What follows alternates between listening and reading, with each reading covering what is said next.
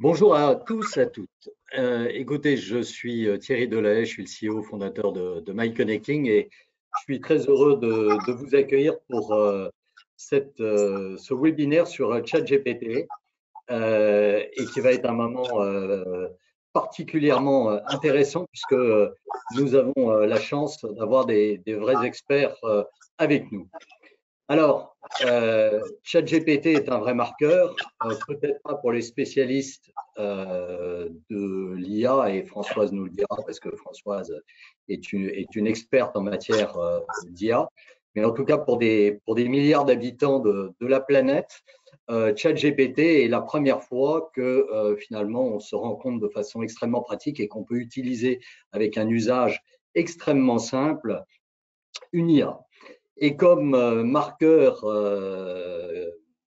finalement, quand on voit qu'au mois de janvier dernier, 100 millions d'utilisateurs se sont connectés à ChatGPT, on mesure que l'engouement est extrêmement fort.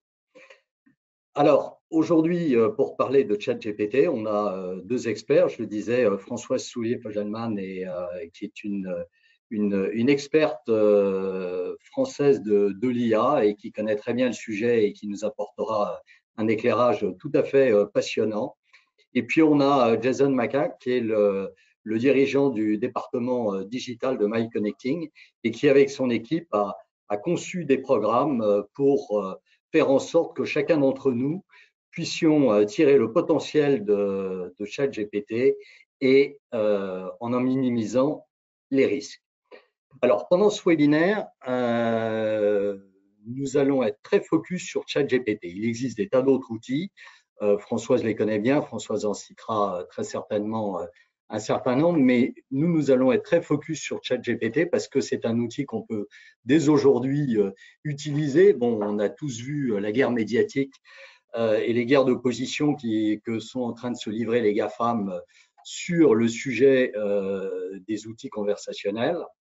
Mais on va rester polarisé sur ChatGPT avec des exemples extrêmement pratiques de façon à ce que vous puissiez mesurer, pour ceux qui n'ont pas encore testé ces outils ou découvrir de nouveaux usages, de ce qu'on peut faire avec cet outil. Alors, pendant ce webinaire, nous ne parlerons pas de l'impact de l'IA sur l'emploi. C'est un vrai sujet, mais c'est un sujet qui nécessiterait qu'on fasse un webinaire à part entière. Nous, notre conviction, c'est que ces outils vont nous aider considérablement à une condition, de savoir les utiliser. Et Françoise évoquera justement les conditions d'utilisation de ces outils. Et c'est justement en cela que la formation est vraiment un passage obligé pour permettre à chacun d'entre nous de tirer le maximum de potentiel et de minimiser les risques. Alors, il faudra attendre très certainement un certain nombre d'années pour savoir si l'IA aura le même impact que l'écriture, l'électricité ou la machine à vapeur. Mais en tout cas, l'IA va transformer nos vies.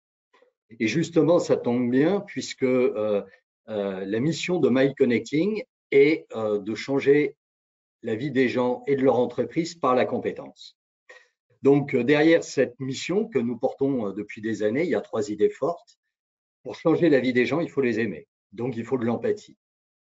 Pour changer la vie des gens, il faut être dans l'excellence. L'excellence pédagogique, l'excellence organisationnelle, l'excellence motivationnelle, l'excellence administrative. Et pour changer la vie des gens, il faut aussi générer de l'engagement. Et l'engagement d'abord des apprenants, mais pour générer l'engagement des apprenants, il faut l'engagement des collaborateurs de MyConnecting. Et l'engagement des collaborateurs de MyConnecting, ça nous renvoie à une notion d'excellence managériale, de QVCT, d'équilibre vie pro, vie perso, tout ce qui fait que nos collaborateurs prennent plaisir et sont engagés. Alors, j'aimerais, en fait, cette mission, nous la mettons en œuvre au quotidien à travers une gamme qui est composée d'abord des langues, de la bureautique, du digital et des soft skills. Et d'ailleurs, vous verrez que à travers l'utilisation de l'IA et de ChatGPT, il y a à la fois les compétences outils, les hard skills, mais il y a aussi toutes les compétences soft dont on va avoir besoin dans les années à venir pour collaborer efficacement avec l'IA. Les formations sur ces gammes, eh bien, on les réalise avec un ADN qui est l'ADN de MyConnecting. Et cet ADN, ce sont les 330 collaborateurs de MyConnecting qui le mettent en œuvre. Ça fait 17 ans que nous existons. 17 ans que nous mettons en œuvre de la formation à distance. Donc aujourd'hui, nous sommes un spécialiste de la formation à distance, mais également de présentiel. Et pour vous donner un aperçu du volume d'apprenants que nous avons accompagnés en 2022, nous avons accompagné plus de 15 000 apprenants en 2022 avec un taux de satisfaction extrêmement important. Je ne vais pas rentrer dans des chiffres sur les résultats, mais vous le savez, la culture du résultat, pour ceux qui travaillent avec nous, et la culture du résultat est quelque chose d'extrêmement important. Et d'ailleurs, nous avons développé des tas d'outils qui permettent de mesurer l'impact des formations que nous délivrons. Mais ça, c'est un autre sujet qui fera l'objet d'un webinaire et on sera ravis de parler de ces sujets avec vous très bientôt. Donc, je vous parlais d'ADN. Et ben, l'ADN de MyConnecting, c'est à la fois l'hyper-personnalisation, l'accompagnement et aussi la pédagogie actionnelle et la pédagogie en situation de travail. Et c'est l'ensemble de cet ADN couplé à une culture du résultat qui permet de faciliter l'acquisition de la compétence et bien évidemment le transfert de cette compétence sur le poste de travail. Et en matière d'IA, de ChatGPT, comme des autres outils qui vont déferler dans notre quotidien, eh bien, maîtriser ces compétences, nous le verrons, est absolument essentiel. Je vous propose que tout de suite, nous passions à un premier sondage qui permette de savoir un petit peu quel est le pourcentage d'usage de ChatGPT et que vous nous disiez si vous êtes un utilisateur à titre professionnel, personnel ou si vous n'utilisez pas encore ChatGPT dans votre quotidien. Françoise, est-ce que vous avez un pronostic à faire sur le pourcentage d'utilisateurs de ChatGPT? Oh, il y en aura peut-être qui s'amusent à titre personnel, à titre professionnel, il ne doit pas y avoir beaucoup encore.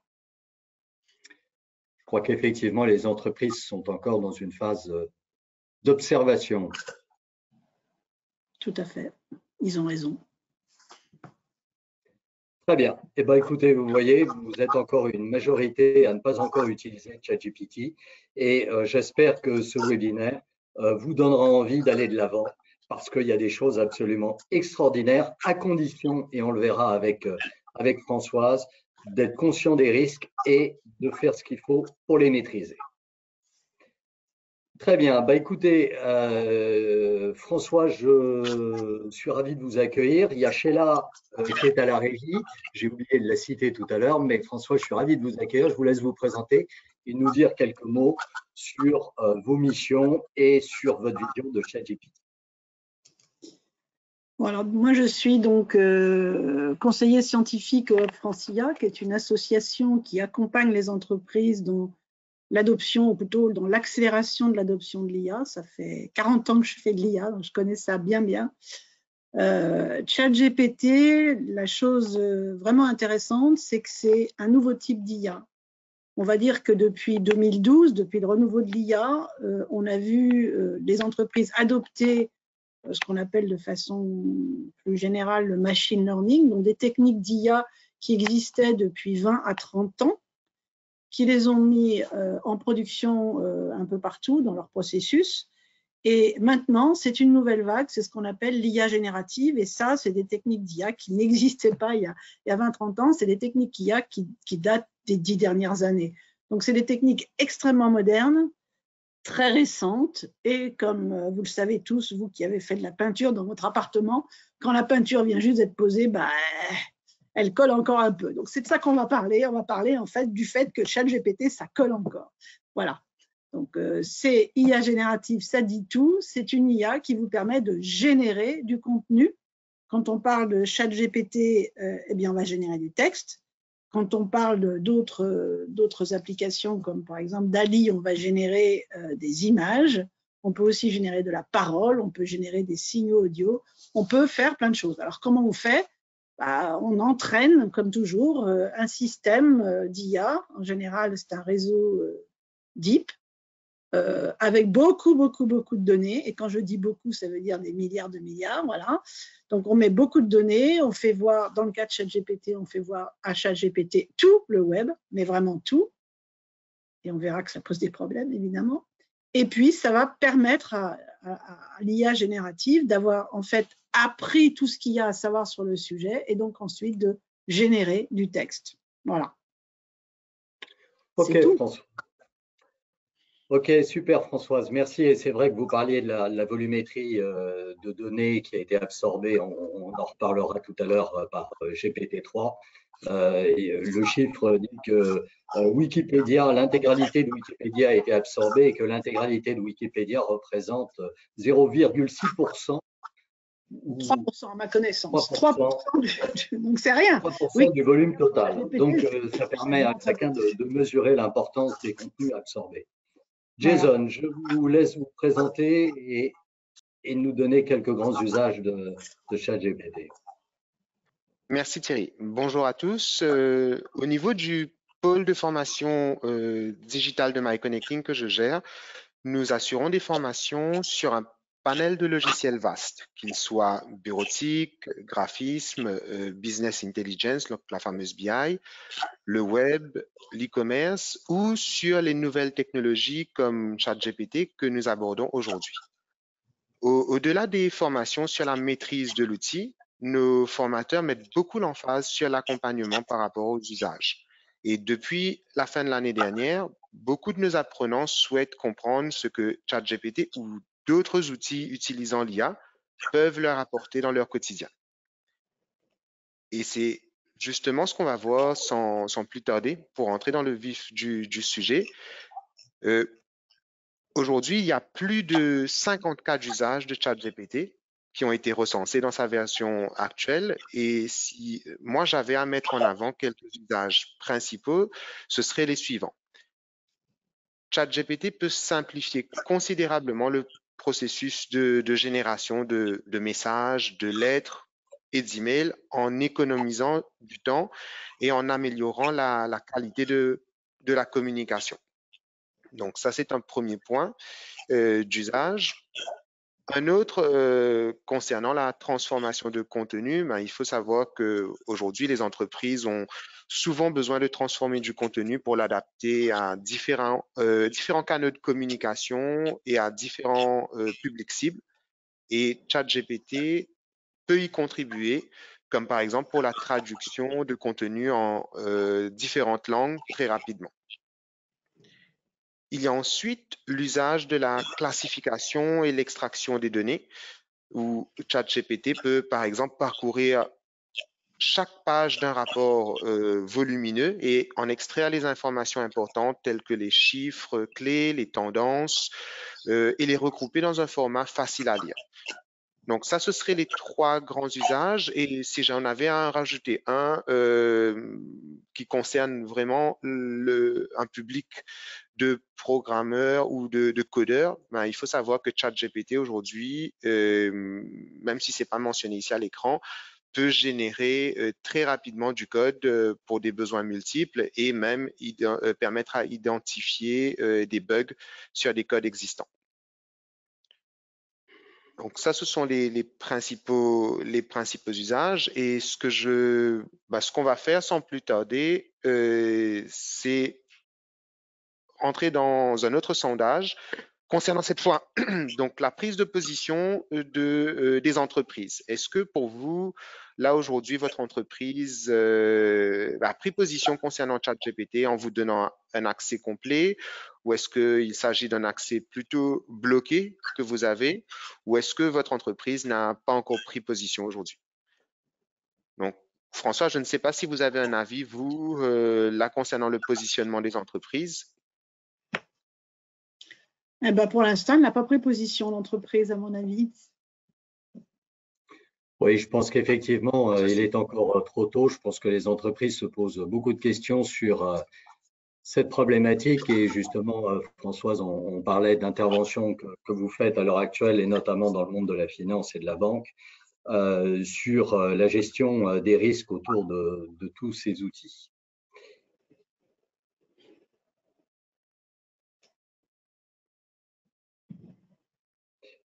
Écoutez, effectivement, les entreprises n'ont pas position. Et ce que je trouve effectivement intéressant, c'est qu'on a finalement très peu d'entreprises qui aujourd'hui semblent avoir bloqué l'accès à ChatGPT. Très bien, merci pour vos réponses. Et donc, Françoise, le premier sujet que j'aimerais aborder avec vous, parce qu'en fait, c'est vrai que ChatGPT, on voit bien l'engouement, hein, la vitesse d'adoption de ChatGPT avec 100 millions d'utilisateurs. Jamais une application n'avait atteint ce score. Hein, il faut remonter à TikTok qui avait eu… C'est la première application au monde qui a atteint 1 million d'utilisateurs en 2 jours. Ça n'existait pas du tout, ça ne s'était jamais vu. Exactement, et donc c'est vrai que la tentation de chacun d'entre nous, c'est d'utiliser, parce que le gain de temps peut-être, de sérénité peut être absolument considérable. Par contre, se pose la question de la fiabilité des réponses de ChatGPT. Qu'est-ce que vous pouvez nous dire par rapport à ça et sur le niveau d'exactitude des résultats obtenus et les conditions pour les obtenir? Alors d'abord, peut-être revenir un petit peu en arrière sur comment ça marche ChatGPT. Vous devez savoir plus ou moins tous que de la même façon que pour poser une requête dans un moteur de recherche comme par exemple Google, vous écrivez une requête et le site va vous donner une série de liens, d'URL sur lesquels vous pouvez aller pour chercher les réponses. ChatGPT, c'est un petit peu comme ça, c'est-à-dire que vous allez taper une requête, on appelle ça un prompt en anglais, je ne sais pas encore quel est le mot français correspondant, donc un prompt, ça va être plus riche qu'une requête, ça peut être par exemple 1 ligne ou 2 lignes de texte, voire un peu plus, et en réponse à cette requête, à ce prompt, ChatGPT va vous sortir un texte qui peut faire en gros 1 page. Ou moins, c'est à vous de lui dire, soit concis, donne-moi ça en 2 lignes, ou bien donne-moi un texte un peu élaboré, un peu riche, 1 page. Donc ça, c'est la façon dont ça fonctionne. Donc on voit que dans ce que je viens de dire, il y a un premier ingrédient, c'est le prompt. De la même façon, vous savez que pour utiliser Google, il ne faut pas poser tout à fait les requêtes n'importe comment. De la même façon, ChatGPT, il va falloir poser des requêtes qui vont orienter vers le type de choses que vous voulez obtenir. Par exemple, vous allez lui dire « Je voudrais que tu m'expliques ce que c'est que l'IA générative dans un langage journalistique en 3 paragraphes. » Voilà, typiquement. Ou bien, je voudrais que tu m'expliques l'IA génératif en 3 bullet points, quels sont les risques, quels sont les bénéfices et comment je peux m'en servir. Donc, la façon dont le prompt va être formaté par vous, c'est là que vous mettez l'intelligence, hein, c'est de l'intelligence artificielle, mais comme d'habitude, il y a besoin d'intelligence naturelle. La façon dont vous allez formater votre prompt est vraiment fondamentale pour le résultat. Alors ensuite, le résultat, qu'est-ce que c'est? ChatGPT, comme je vous l'ai dit tout à l'heure, il a appris sur le web. Et très précisément, il a appris sur le web jusqu'à fin 2021. Donc, il ne sait que ce qu'il a appris. Il ne sait que ce qui s'est passé jusqu'à fin 2021. Dans ses réponses, ce qu'il va essayer de faire, il va essayer de rechercher dans tout ce qu'il a vu jusque-là, donc tout ce qu'il a pu trouver sur le web, pour trouver les éléments de constitution d'une réponse.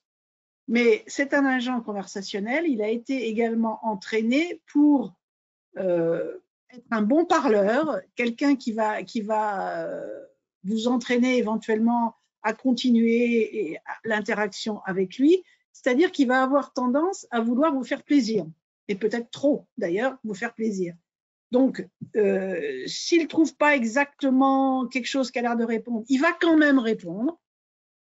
Et là, il peut répondre des trucs complètement idiots et complètement faux. Il va également interagir avec vous et si vous lui dites « mais non, tu t'es trompé, c'est pas vrai », il va finalement par dire « oui, vous avez raison ». Par exemple, vous lui dites, je sais pas moi, 3 plus 2 égale 6, il va vous dire « non, 3 plus 2 égale 5 ». Et vous allez lui dire « mais absolument pas, 3 plus 2 égale 6, voyons ». Et il va vous dire « oui, en effet, 3 plus 2 égale 6 ». Donc, ChatGPT, c'est quelque chose qui a une connaissance énorme. Il a avalé Wikipédia, il a avalé tout GitHub, il a avalé le web, on va dire, de façon brutale, mais jusqu'à 2021. Et ensuite, à partir de ça, eh bien, il essaye de trouver des choses pour vous répondre. S'il trouve exactement ce qui va bien, tant mieux, mais faites attention, dans ce qu'il génère, de toujours vérifier. Ne le croyez pas. Il ne sait même pas qu'il ment, évidemment. Il ne sait même pas qu'il dit des bêtises, ça va de soi. Il n'a rien compris.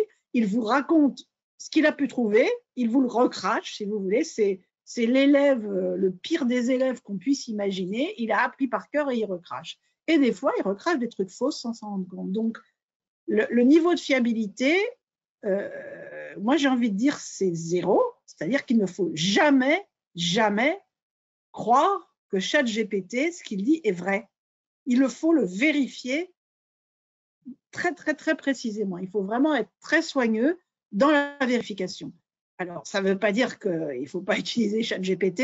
Ça veut dire qu'il faut consulter le texte qu'il a généré en se disant toujours a priori, ce texte peut être faux. Il est souvent très bien écrit, il ne fait pas de faute d'orthographe, par exemple, contrairement à un certain nombre de nos concitoyens. Il écrit un très beau français qui est vraiment très, très, très bien formé. Il peut prendre différents styles, hein, je vous ai dit, il peut prendre un style journalistique, un style marketing, un style punk, et ce que vous voulez. Donc, il est très versatile, mais il peut dire des grosses bêtises. Donc, il faut l'utiliser pour générer du texte dans le style dont vous avez besoin. Si vous avez besoin d'écrire un email à un copain, vous lui dites génère-moi le texte d'un email qui parle de point 1, 2, 3, 4 dans un style amical. Si vous voulez un email à vos clients, peut-être que vous allez lui demander un truc un peu différent. Donc, il faut vraiment utiliser le prompt pour lui dire ce que vous attendez de lui et il va essayer de vous faire plaisir. Faux. C'est son défaut. Alors, la question aussi qu'on peut se poser, donc il peut dire des bêtises, ça c'est clair. Les limites aussi de ce qu'il fait, c'est que, comment dire, il va falloir que vous puissiez vous rendre compte qu'il ne sait plus rien après 2021. Donc, lui, posez pas des questions sur ce qui s'est passé l'année dernière. Et sachant que l'entraînement ou l'apprentissage de ces systèmes, en gros, c'est l'électricité de l'usine nucléaire, ou à peu près. Je crois qu'une itération, c'est une tranche d'usine nucléaire pour une journée, donc c'est extrêmement cher. C'est pour ça que Microsoft a mis 10 milliards chez OpenAI, parce que comme ça, OpenAI a accès à Azure, et qui a besoin de ça, vraiment. Donc, ouais. Quand il réentraîne, il va se passer beaucoup de temps. Voilà. Pour l'instant, voilà ce qu'il sait. Il ne sait rien d'autre. C'est pas mal, mais il ne sait rien d'autre. Ok, donc ce que je retiens de ce que vous dites, François, c'est que d'une part, il faut maîtriser les prompts, donc les requêtes. Et d'ailleurs, je tiens à signaler que dans la Silicon Valley, depuis 3 semaines, le poste qui est le plus recherché, c'est celui de Prompt Engineering Officer. Et donc, vous voyez un nouveau métier qui existe depuis peu de temps et qui est très, très recherché aujourd'hui. La seconde condition, vous nous dites, ayez l'esprit critique et ne considérez jamais que la réponse de ChatGPT est la vérité. C'est pas la vérité. Non, du tout. Ça n'est pas la vérité. Et donc, esprit critique. Esprit critique et bien évidemment, on vérifie qu'il ne fait pas de faute. Donc, une relecture. Et d'ailleurs, finalement, mais on le verra avec des exemples de Jason tout à l'heure, on voit bien qu'on n'est pas dans une logique de remplacement de l'humain, on est bien dans une logique d'augmentation de chacun d'entre nous, puisque l'intervention, le sens critique et la vérification de chacun d'entre nous dans les réponses faites par ChatGPT est vraiment un impératif. Alors, comme c'est prompt, et vous venez de nous l'expliquer, alors juste, vous nous direz peut-être un mot de GPT-4 qui va bientôt apparaître, mais comme vous venez de nous expliquer que finalement, il fallait enrichir les requêtes et plus on donne d'informations, et vous avez donné quelques illustrations, Françoise, de cet enrichissement, plus le risque est aussi qu'on lui communique des informations confidentielles. Qu'est-ce que vous avez à mettre à attirer comme notre vigilance sur la confidentialité des informations qu'on peut intégrer dans nos prompts de façon à obtenir des résultats encore plus performants? Alors, comme d'habitude, sur le web, vous êtes d'accord. Si c'est gratuit, vous êtes le produit. Nous sommes d'accord. Donc, ça veut dire que ChatGPT jusque-là a été gratuit. Il risque de continuer à l'être, en tous les cas, sous sa forme intégrée dans Bing ou dans Google pour la version Google. Mais comme dans les moteurs de recherche, toutes les requêtes sont capturées évidemment par Google ou Bing ou tous ces gens-là pour en fait enrichir le fonctionnement du moteur. Dans le cas de ChatGPT ou de ses petits camarades qui seront fournis dans Google ou autres, toutes les requêtes que vous faites, donc tous les prompts, sont immédiatement capturés pour affiner le fonctionnement du système. Alors, c'est une mécanique qui manifestement est en cours de rodage. Ce que ces gens-là, donc, ils utilisent ce que vous tapez pour améliorer la qualité conversationnelle de monsieur ChatGPT. Néanmoins, on sait, Microsoft, vous vous souvenez peut-être, avait lancé il y a quelques années un bot comme ça qui s'appelait Tay, je crois, et qui a été rendu nazi en gros en 24 heures.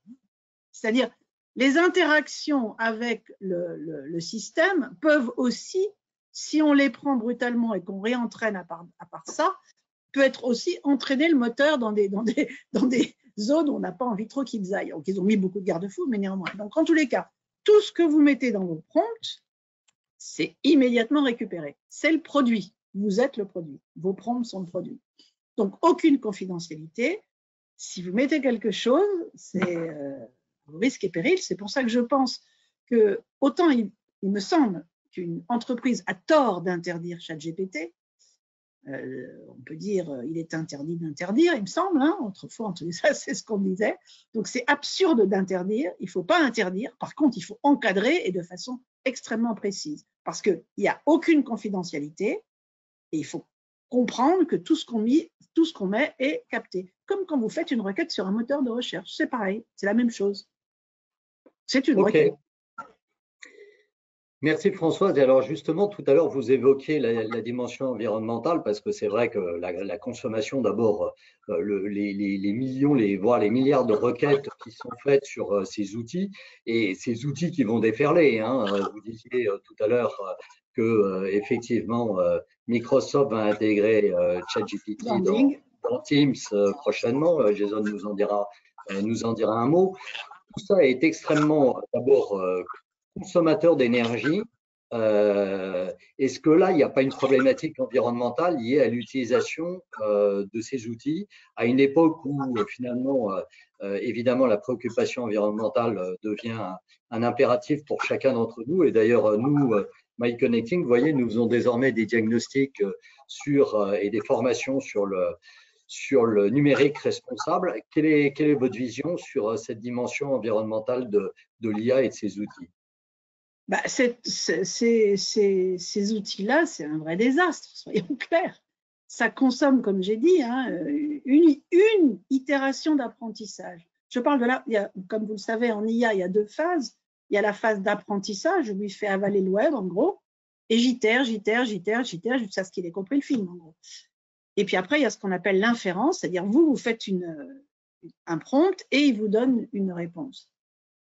La phase d'apprentissage, comme je vous l'ai dit, une itération de ChatGPT, c'est une tranche d'usine nucléaire. Donc, c'est absolument massif. C'est une utilisation complètement délirante. Et ça, pour plusieurs raisons. La première raison, c'est que, en gros, si vous voulez améliorer ChatGPT ou tous les autres, ChatGPT aujourd'hui est basé sur un modèle de langage qu'on appelle GPT-3. Après, il y aura GPT-4. La différence entre GPT-3 et GPT-4, on ne la connaît pas encore.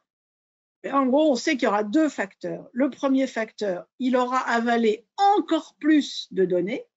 Donc, la volumétrie des données. Des données plus récentes, on ira au-delà de 21 ou pas? Pas que des données plus récentes. Il aura peut-être plus de sources, tout simplement plus de sources. Il n'a pas encore tout avalé. On dit qu'ils ont avalé à peu près 30% des livres publiés. Donc, il aura avalé plus de sources, plus de documents. Donc, il va passer de je ne sais plus combien de milliards de documents à, il y aura un zéro de plus peut-être. Et puis, par ailleurs, le réseau, la structure du modèle sera encore plus grosse. Et là, on parle en termes de nombre de paramètres. Donc, par exemple, si je vous parle de la génération GPT 1, 2, 3, GPT 1, il avait 117 millions de paramètres et il avait avalé 5 gigaoctets, c'est-à-dire en gros 7000 livres. GPT-2, il était passé de 117 millions de paramètres à 1,5 milliard. Donc on est d'accord qu'on met un zéro de plus, en gros.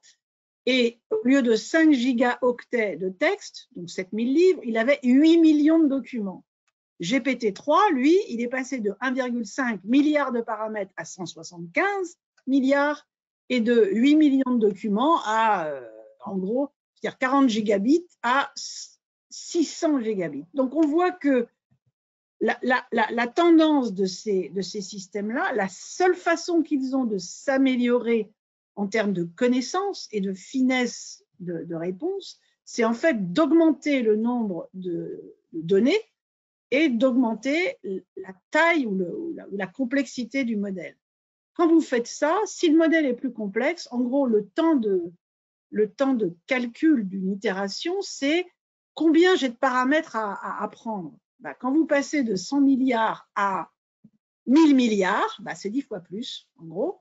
Et comme en plus, il faut pour une itération que vous passiez non pas 10 millions de documents, mais 100 millions de documents, ça veut dire que tout ça, ça explose. Donc, les temps de calcul, c'est simple, c'est exponentiel. Si on regarde les temps de calcul de tous ces modèles-là, ils vont en exponentiel. Ça ne fait que croître. Donc, le problème ne fait que croître.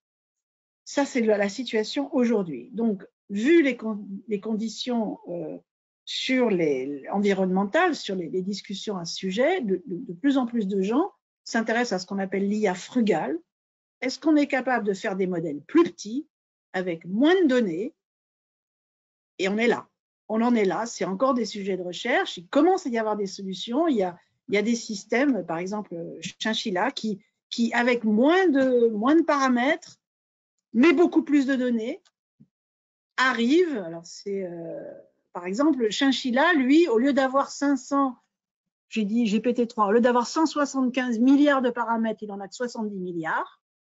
Mais au lieu d'avoir 300 milliards de données, il en a 1,4 trillion, 1000 milliards.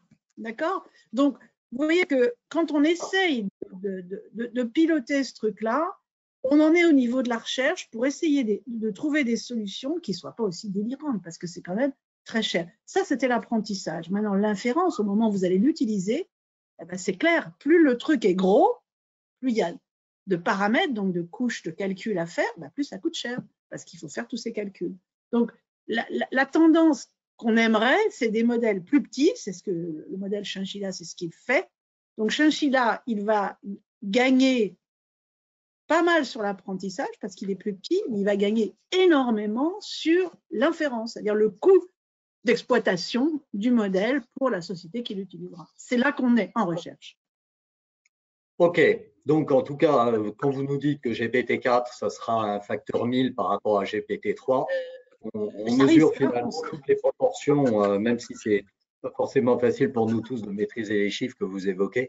Ça reste des dimensionnements absolument colossaux, mais en tout cas, on mesure bien les enjeux. Et ce qui est spectaculaire, c'est la rapidité avec laquelle aujourd'hui GPT-3 répond à nos prompts avec une vitesse qui permet de mesurer la puissance de calcul qu'il y a derrière. Alors voilà, il faut voir ce qu'il y a derrière. Il y a derrière des fermes de GPU qui sont absolument massives sur Azure. Et il y a aussi une structure, la structure même d'un réseau deep learning, c'est une structure qui où les calculs sont assez simples, hein, c'est des produits scalaires, donc c'est rapide. Ce n'est pas des calculs complexes, c'est la beauté du deep learning. Mais les calculs sont relativement simples, mais il y a des fermes de GPU derrière. Je signale quand même une chose qu'on n'a pas dit, c'est que pour faire ce petit joujou, en gros, il n'y a pas grand monde sur la planète qui sait faire ça. Il n'y a personne ou à peu près sur la planète qui a les infrastructures, la capacité à scraper le web comme ils ont fait et les talents pour faire la chose. En gros, il y a Google, il y a Microsoft, ou ses petits camarades OpenAI, il y a Baidu en Chine, il y a Alibaba, on dit, est en train de faire ça aussi.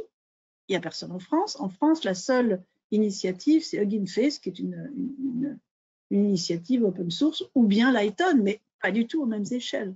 Donc, on a un gros problème. C'est un autre sujet, mais c'est un problème quand même. Ok, Françoise, merci. Et c'est vrai que la riposte hier s'est pas fait attendre puisque Google a annoncé le lancement dans quelques semaines de Bard, qui est un outil concurrent. Et comme vous voyez que même la puissance de Google, la présentation hier s'est pas très bien passée. Il y a eu une erreur dans les réponses qui ont été fournies et le titre Google a été fortement attaqué en bourse suite à cette présentation, comme quoi même un acteur comme Google, avec sa puissance technologique et financière, peut avoir des difficultés dans la présentation. Il joue sa peau, là, Google. Il joue sa peau. C'est-à-dire que Google, son business model, c'est le search. S'il se fait piler par Bing et Microsoft, c'est fini, il n'y a plus Google. Et on a vu dans l'histoire de l'Internet, tout le monde connaît l'histoire de l'Internet, on a vu des gens qui étaient indétrônables, comme Yahoo, qui ont disparu, ou à peu près des cartes, quoi. Donc Google joue sa peau. Ils vont se défendre, à mon avis, sur le sujet. Ok, alors vous avez évoqué des tonnes de documents qui ont été scrappés, qui ont été avalés pour enrichir cette IA. Qu'en est-il très vite, puisque nous sommes contraints par le temps, sur le droit d'auteur? Oh, c'est clair, ils ont fait n'importe quoi, ils sont en train de s'en prendre plein la figure. Voilà, je résume, hein, je vais vite là. Donc en gros, ils ont tout avalé, ils ont tout scrappé, sauf que contrairement, enfin, je pense que vous êtes tous conscients que c'est pas parce qu'on voit quelque chose sur le web que la chose en question est libre de droit. Donc on n'a pas le droit de scraper le web comme un sauvage. Ils l'ont fait, c'est la pratique habituelle de ces entreprises. Je tire d'abord et puis après on verra, on comptera les morts. Donc ils l'ont fait. Pardon? C'est ce que fait Google également. Oui, c'est ça, tous. Enfin, ils sont tous dans le même bateau. Donc, ils ont tous fait ça et les premiers procès sont en train de tomber aux États-Unis. C'est en général des class actions. Par exemple, il y a des procès intentés par les gens de GitHub qui ont posté des contenus sur GitHub pour que vous en serviez, mais vous n'avez pas le droit de scraper et de le recracher intact tel que, puisque ChatGPT, quand on lui pose une question très très précise de codage, il cherche puis trouve un truc juste exactement ce qu'il faut, clac, il le donne. Sauf qu'il l'a scrappé comme un sauvage et que ça ne lui appartient pas, donc procès. Donc on verra beaucoup de procès. Donc pour une entreprise, il y a des garde-fous à mettre, en particulier concernant ces questions-là. C'est-à-dire que le texte fourni peut tout à fait, comme on dit, infringe en français, sur les droits de propriété intellectuelle. Prudence, prudence, prudence. Très bien. Alors, bon, l'AI Act, malheureusement, enfin, on va passer assez rapidement dessus. Je sais que vous y collaborez, Françoise, pour essayer de mettre un cadre. Ils viennent de rajouter ChatGPT dans l'AI Act. C'est-à-dire que dans la première version, là, une millionième itération, ils ont rajouté un certain nombre de choses, dont ChatGPT, l'IA générative. Écoutez, on sera ravis de vous accueillir pour faire un webinaire plus approfondi sur ces sujets, parce que là, on voudrait vraiment être focus sur les usages. Et j'en profite pour passer la parole à Jason. Jason, vous avez préparé pour nous des démonstrations de cas d'usage de ChatGPT. C'est à vous. Parfait. Alors, donc là, ce qui va se passer, c'est que juste avant que je commence à présenter moi les exemples, une petite précision que je trouve importante, c'est que nous sommes avec ChatGPT dans un environnement qui est très sollicité. Thierry l'a évoqué, l'adoption rapide de l'outil. et le fait que en quelques jours, donc il y a eu des milliers, voire des milliards d'utilisateurs, fait que à n'importe quel moment, si lors de la démonstration, si les serveurs d'OpenIA nous empêchent de continuer, sachez qu'on a des enregistrements vidéo sur lesquels on basculera pour que vous puissiez voir les requêtes qu'on a mises en place et le résultat attendu. Alors, le premier exemple qu'on va voir ensemble, il nous vient de Claire, une de nos formatrices qui vient du monde du marketing et qui s'est ensuite orientée, spécialisée dans le développement des outils no-code, en tout cas du développement via les outils no-code. Et Sur lequel il y a un gros OpenAI, potentiel de développement également. exactement, et ChatGPT a été vraiment un prolongement pour mettre en avant ce type de développement. Et elle a accompagné Pierre, un de nos apprenants qui est chef de projet et qui devait lui envoyer un mail à son client pour demander aujourd'hui des informations concernant son projet telles que le calendrier précis ainsi que les ressources internes et externes nécessaires. Donc, Pierre n'est pas très à l'aise et n'était pas très à l'aise sur le type de rédaction, ce type de rédaction de mail et sur les vérifications, corrections de l'orthographe. Et en plus, il y avait une particularité sur ce projet, c'est qu'il devait aussi envoyer une version de cet email en anglais à la filiale anglophone du client. Donc, ce qu'ils ont fait avec Claire, c'est qu'ils ont construit un modèle via ChatGPT, en tout cas une solution via ChatGPT, où ce qu'ils ont fait en 2 temps, c'est qu'ils ont d'abord demandé à ChatGPT de rédiger une version de l'email qu'ils ont ensuite fait traduire. Donc, avant de le vérifier, valider et de l'envoyer. Et ça, c'est quand même intéressant parce qu'à la base, quand on a posé la question à Pierre sur, OK, sans l'outil, combien de temps ça lui aurait pris, il a quand même évoqué une quinzaine de minutes pour rédiger, vérifier l'email. Et on verra dans quelques instants, avec un outil tel que ChatGPT, combien de temps ça prend, donc incluant la vérification. Et là, ce que je vous ai mis, c'est le fameux prompt que Françoise évoquait, c'est la fameuse requête. Donc là, ce que moi j'ai fait dans l'exemple, c'est que j'ai repris les 2 cas de figure, c'est-à-dire la demande pour aller rédiger l'email et je demanderai aussi à ChatGPT en même temps de travailler sur la version anglaise de l'email juste après. Et là, en basculant dans l'outil, ce qu'on va voir, c'est que je lui fais Donc là là, dans… c'est l'interface de ChatGPT quand je me suis connecté. Exactement. Là, vous avez la version, justement, la version du navigateur de ChatGPT. Vous avez plusieurs points d'entrée, l'application, tout comme le navigateur. Moi, personnellement, j'ai une préférence pour le navigateur. Donc, et là, quand je lance ma requête, donc on voit, il a déjà démarré la rédaction de l'email. Donc, en intégrant chaque mot-clé ou chaque contexte spécifique, comme la demande par rapport au délai, au calendrier et au niveau de la ressource.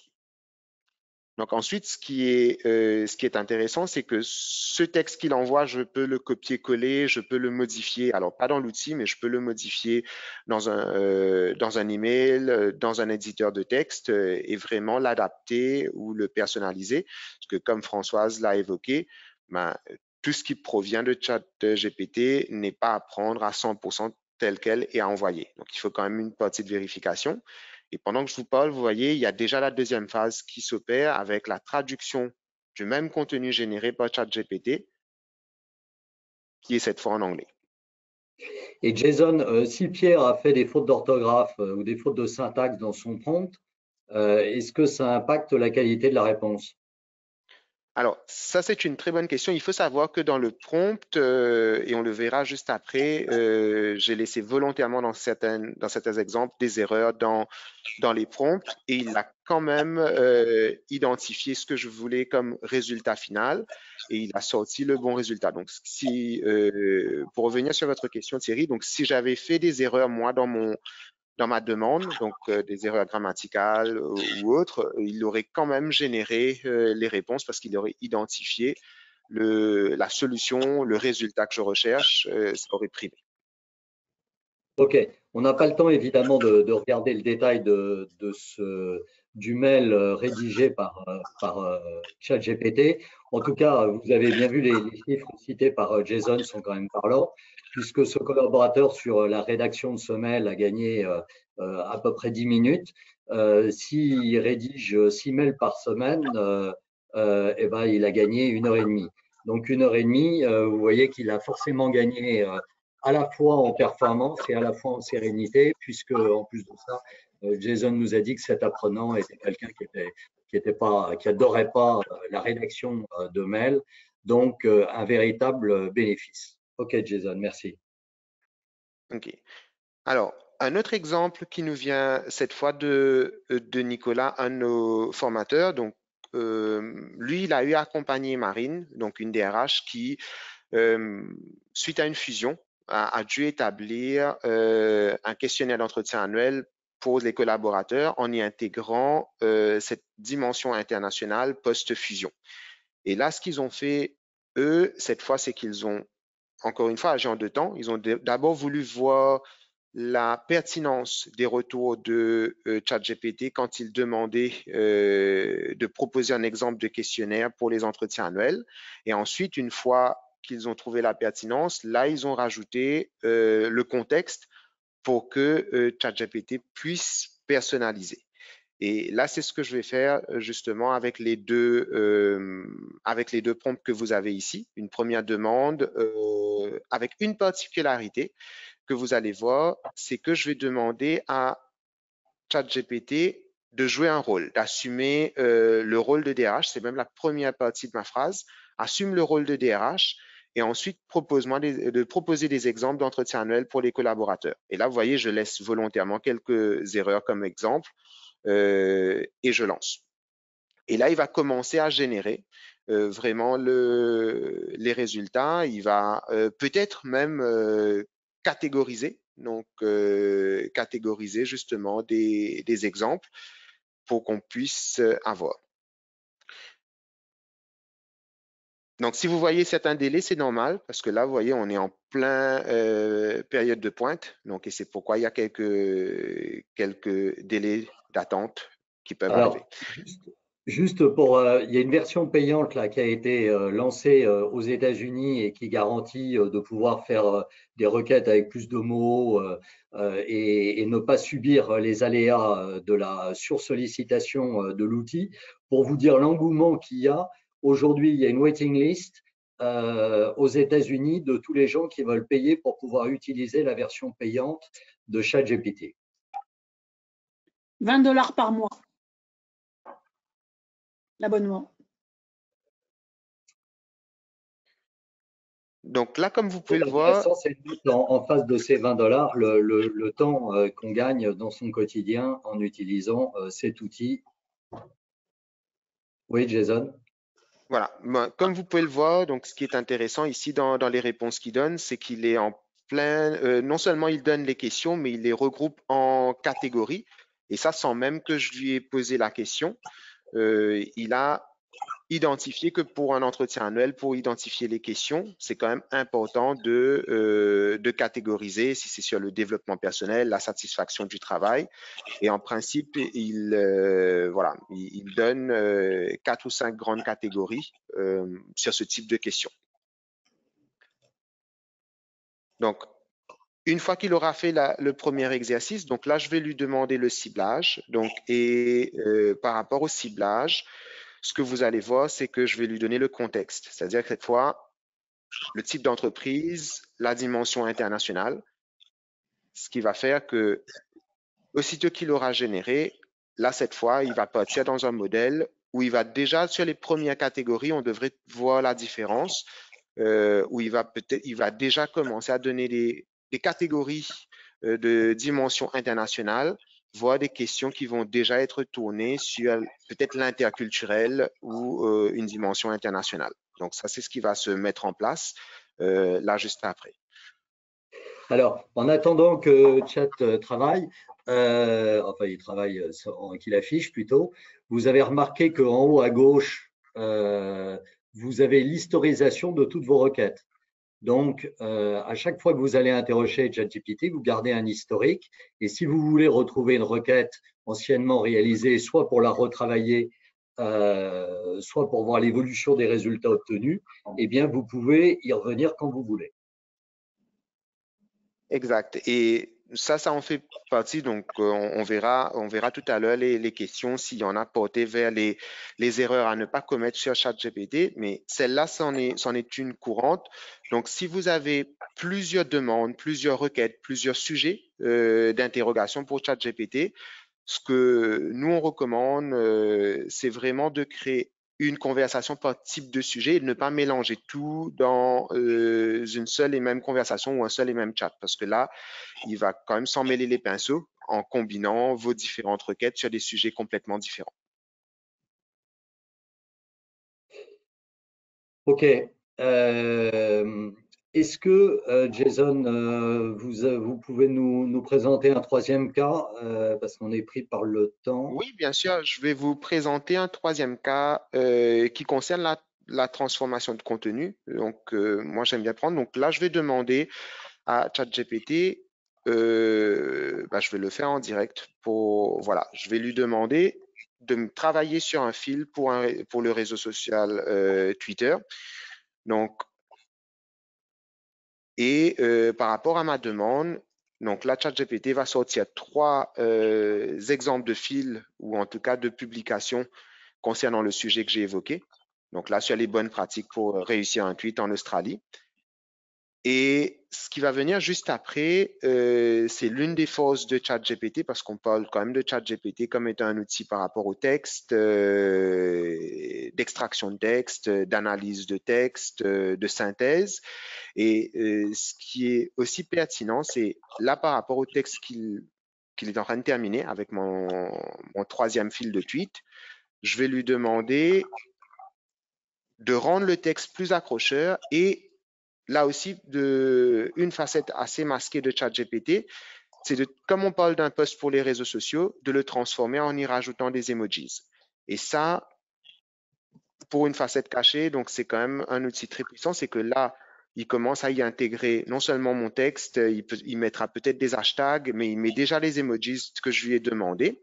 Et ça, c'est quand même, c'est évoqué la partie augmentée des métiers. Et là, pour les personnes qui sont dans le domaine du marketing, ChatGPT peut être un outil vraiment pour augmenter certaines tâches sans pour autant remplacer ou sans pour autant être un outil où on dit, OK, tout ce qui va sortir, par exemple, là, tout ce qui a été publié à l'instant, je le prends, je l'envoie direct sur les réseaux sociaux. Ça, c'est le risque, comme Françoise l'évoquait, à ne pas commettre.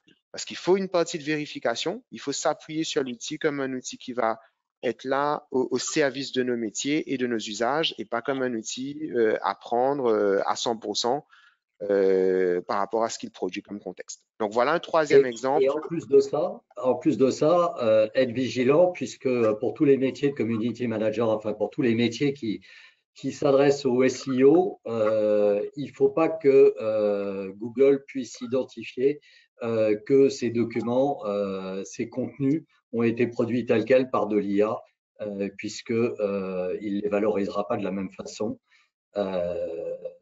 J'aurais bien aimé qu'on parle de ce sujet, mais il est déjà 54, donc il faut qu'on avance. Le nombre de sujets à aborder est à la hauteur du potentiel. Merci Jason pour ces exemples.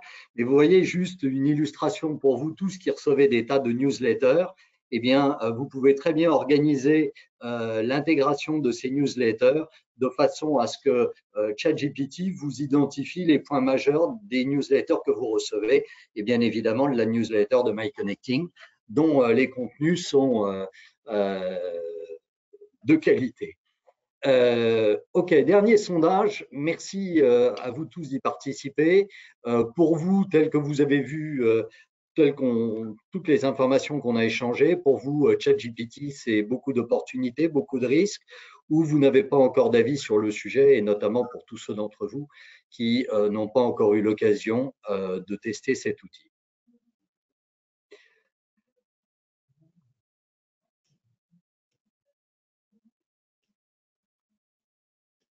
Eh ben, formidable. La dynamique est positive, même si vous êtes évidemment, et même si nous sommes tous conscients des risques évoqués par Françoise.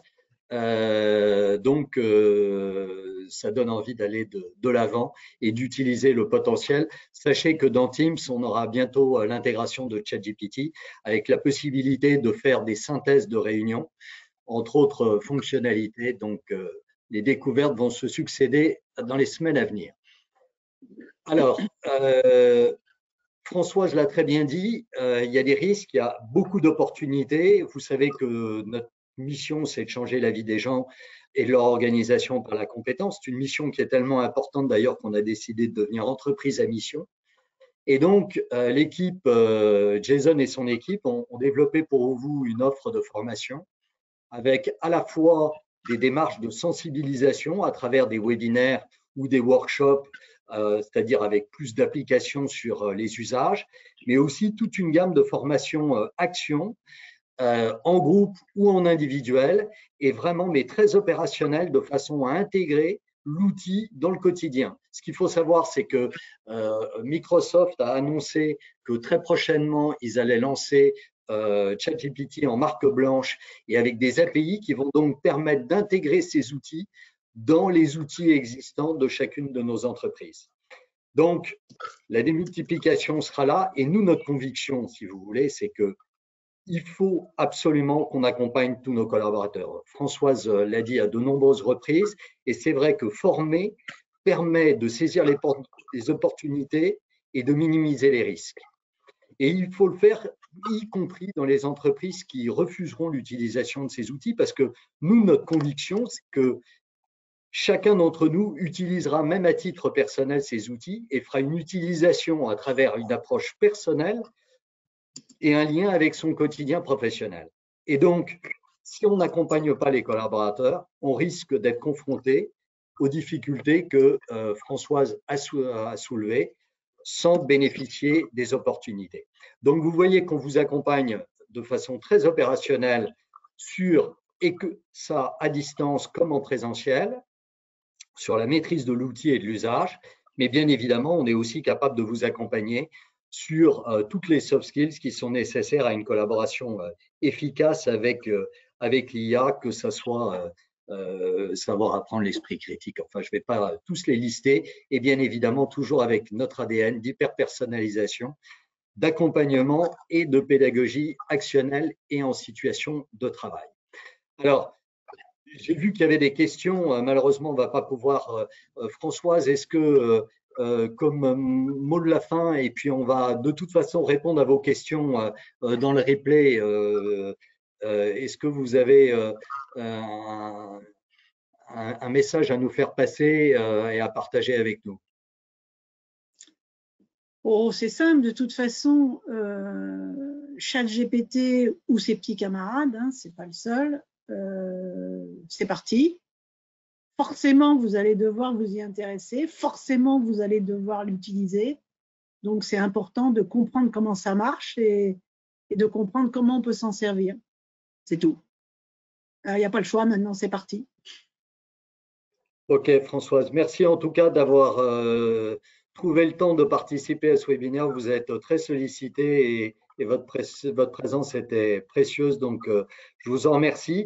N'hésitez pas à vous rapprocher de votre interlocuteur MyConnecting si vous voulez en savoir plus sur ces démarches de sensibilisation ou de formation à action pour maîtriser ces outils et en tirer le plus gros potentiel. Il y a beaucoup de bénéfices, de performance, de productivité, de sérénité aussi. Hein. Ces outils, en faisant gagner du temps, à partir du moment où on sait les utiliser, minimiser les risques, c'est aussi plus de sérénité, donc des formidables opportunités. On va répondre à vos questions. On fera très prochainement un webinaire sur les outils qui permettent de favoriser la création. Françoise les a évoqués très rapidement, mais il y a des outils qui permettent de faire des choses fantastiques, avec évidemment la préoccupation du droit d'auteur évoquée tout à l'heure par Françoise. Mais je vous dis à très bientôt et merci pour votre participation. Merci Françoise, merci Jason et à très bientôt.